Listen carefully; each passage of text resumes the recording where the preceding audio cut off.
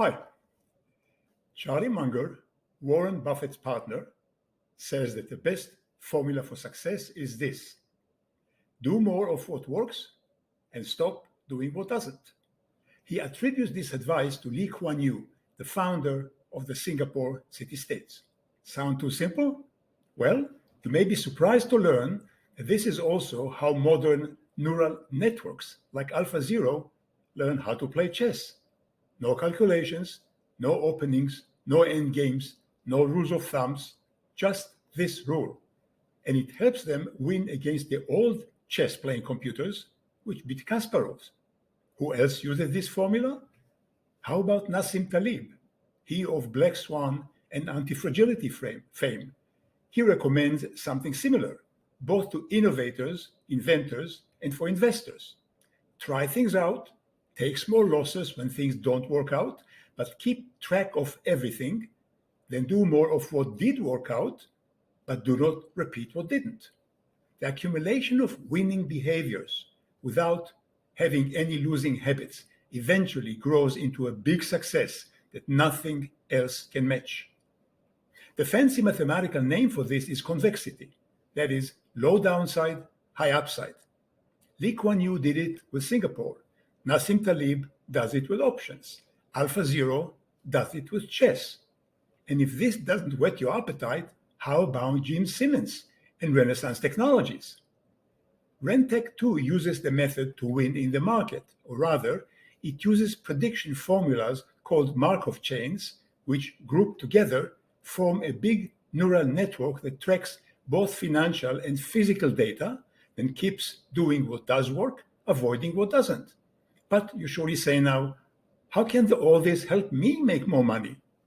In my coming book, The Advanced Sleuth Investor, I tell the story of how a math grad from India used the method to become the best watch salesman in New York City. It's a true story, and it can be done by anyone in almost anything. I said almost. When my book comes out in 2 months, the next book, you'll see what I mean. But to give you a taste of it today, here's an example from the corporate world, when a large company did just that and cornered its own market, indeed its whole industry. The company is Harlequin, the romance books publisher. Harlequin was founded in 1949 by Dick Bonnycastle in Winnipeg, Canada, when he saw his wife reading avidly romance book by Victoria Holt, one after the other. Authors at the time got royalties of 12% because their name is what sold the book. So Dick Bonnycastle realized that if he hired writers to write romances by a formula, he could sell the books on the publisher's name and brand, not the author's, and so make a ton of money because the author's royalty would be canceled. Did it work? It sure did, in spades. Harlequin grew very fast, and eventually the Toronto Star newspapers bought it, then sold it, and now Harlequin is part of Murdoch's News Corporation, but it's still around. How did Harlequin grow so fast? At the time, I was a media analyst in Toronto, so I knew both the company and management. In those pre-internet days, Harlequin used to advertise in newspapers, and there it was head and shoulders above all other advertising in generating response from readers. How did they do that? Charlie Munger's way and Lee Kuan Yew way and modern neural networks. Harlequin found what worked and did more of it. To find this out, Harlequin changed its ads often and kept track of the response to each change in the ads. Something like this. Say one advertising showed a woman reader looking dreamily into an open book, and below the words, "Looking for love?" Find it in Harlequin. Harlequin would then keep track of sales due to the ad because the reader who cited the ad when she bought a book got a discount. Then a week or two later, the next ad would be changed. The woman in it would be looking into the air, not at the book. Everything else would be the same. Only one parameter was changed. Again, Harlequin kept track of the response. Whichever worked better was kept. A few weeks later, another change. The text was larger, or perhaps a key word was changed, or the text size, but only one parameter at a time. Again, the response was tracked, and what was working better was kept. Then one by one, other parameters were changed. Like which? Perhaps the day of the week the ad ran, or the placement on the page, top of the page or the bottom, or the age of the woman, or anything else. Finally, Harlequin ran an ad combining all the winning parameters into one ad. The result was spectacular. The response to doing only what worked broke all expectations. Just how high was the response? Well, normal response in the ad response business was about 0.5% to 1% of the audience. But Harlequin allegedly got 3 or 4% response rate. In 1 month, allegedly, I was told it came close to 5%. This was phenomenal.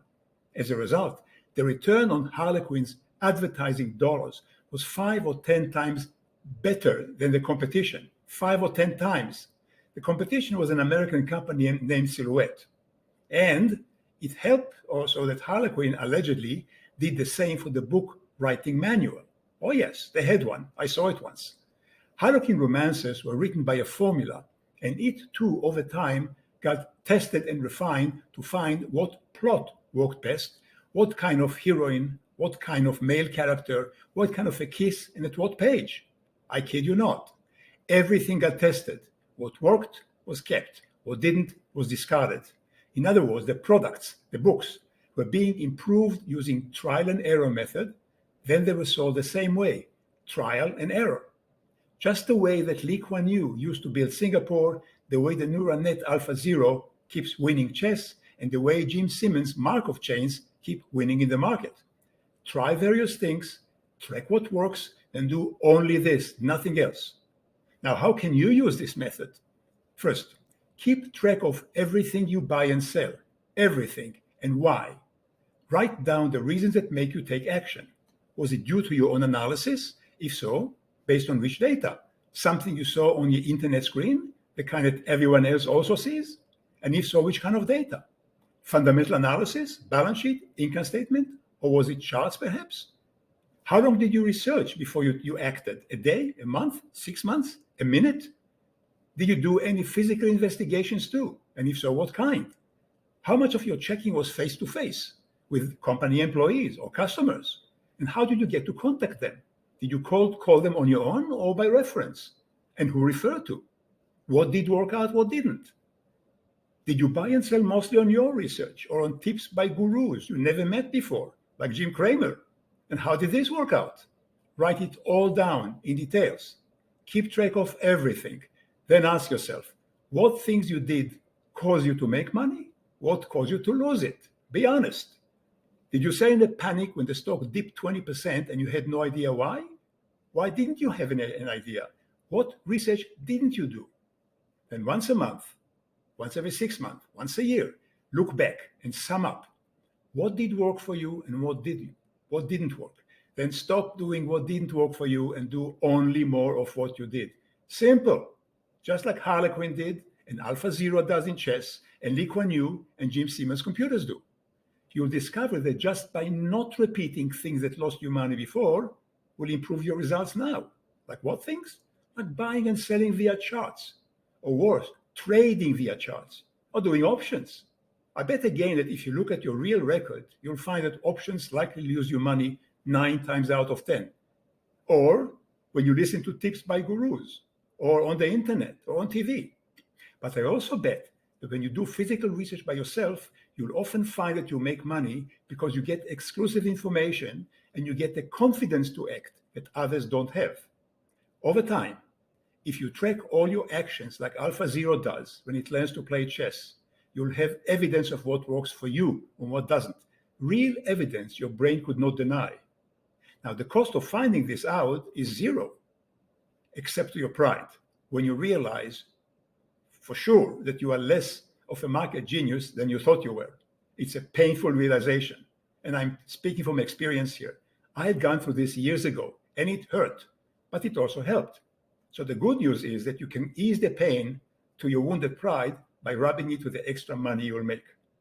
As the French say, money doesn't buy happiness, but it sure calms the nerves.